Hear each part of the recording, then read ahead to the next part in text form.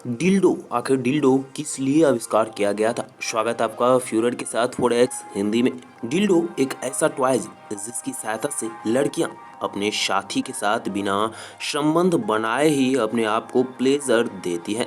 चलिए जानते हैं कि इस वीडियो में कि क्या सच में डिल्डो का आविष्कार या फिर वाइब्रेटर का आविष्कार प्लेजर देने के लिए ही किया गया था या फिर कुछ और के लिए। पुराने ज़माने में दोस्तों जो महिलाएं डिप्रेशन, एंजाइटी और मूड स्विंग से पीड़ित होती थी, वह अपनी जांच के लिए डॉक्टर के पास जाया करती थी। उनकी जांच करने के बाद डॉक्टर उन्हें कहते थे कि वे नाड़ी उन्माद से गुजर रही हैं, यानी कि वे काफ़ी ज़्यादा गहरे डिप्रेशन में हैं। और उसको समाप्त करने के लिए वो कई सारे तरकीब भी बताते थे, जिसमें इस विकार के कुछ इलाज किए जाते थे, जैसे कि योनि मसाज यानी कि वजाइनल मसाज, जिसका मतलब यह रहता था कि महिलाओं को ऑर्गेज्म दिलाया जाए, यानी कि उसे यौन आनंद का चरम सुख प्रदान किया जाए, जिस कारण से लड़कियां अपने एंजाइटी और डिप्रेशन को भूल जाया करती थी और उनका ध्यान ऑर्गेज्म पर चला जाता था, जिससे उसे लगता था कि अब हम एंजाइटी से मुक्त हो गए हैं।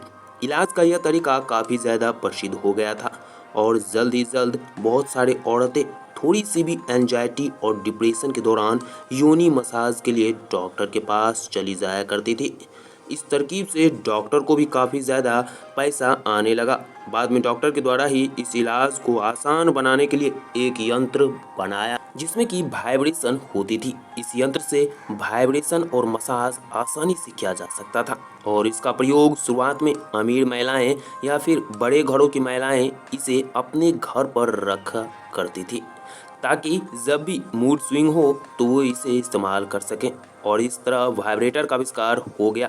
लेकिन आज के ज़माने में वाइब्रेटर का प्रयोग योनि आनंद के लिए इस्तेमाल होता है, न कि किसी प्रकार के इलाज के लिए। बात करें कि क्या सच में ये वाइब्रेटर महिलाओं को प्लेजर देती है या फिर नहीं, तो उत्तर आएगा जी हाँ।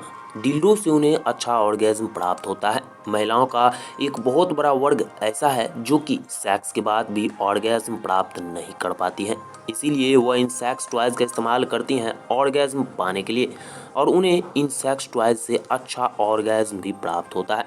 कई बार जो महिलाएं सेक्स के समय ऑर्गेज्म प्राप्त नहीं कर पाती हैं तो वो इन सेक्स टॉयज का इस्तेमाल करती हैं और उनके लिए सेक्स टॉयज बेहतर विकल्प हैं। चलिए अब बात करते हैं सेक्स टॉयज के फायदों के बारे में। सेक्स टॉयज के फायदों की यदि बात करें तो इस पर कई शोध किए गए हैं। इन शोधों के मुताबिक कि सेक्स टॉयज के इस्तेमाल से आपको अच्छी नींद आ सकती है, आपकी इम्यूनिटी पावर भी बढ़ सकती है, आपका तनाव यानी कि एंजाइटी कम हो सकता है, जो कि हम आपको पहले ही बता चुके हैं। सेक्स टॉयज की खास बात यह है कि इन्हें कोई भी इस्तेमाल कर सकता है, चाहे वह 60 ईयर्स का कोई बुजुर्ग ही क्यों ना हो। और इसका मुख्य रूप से फिलहाल के ज़माने में प्रयोग किया जाता है केवल और केवल यौन संबंध में ऑर्गेज्म को प्राप्त करने के लिए, यानी कि अपने आप को प्लेजर देने के लिए महिलाएं और लड़कियां बड़े ही तौर पर इसका इस्तेमाल करती हैं। चलिए बात करते हैं कि क्या सेक्स टॉयज इंडिया में लीगल है या फिर इलीगल।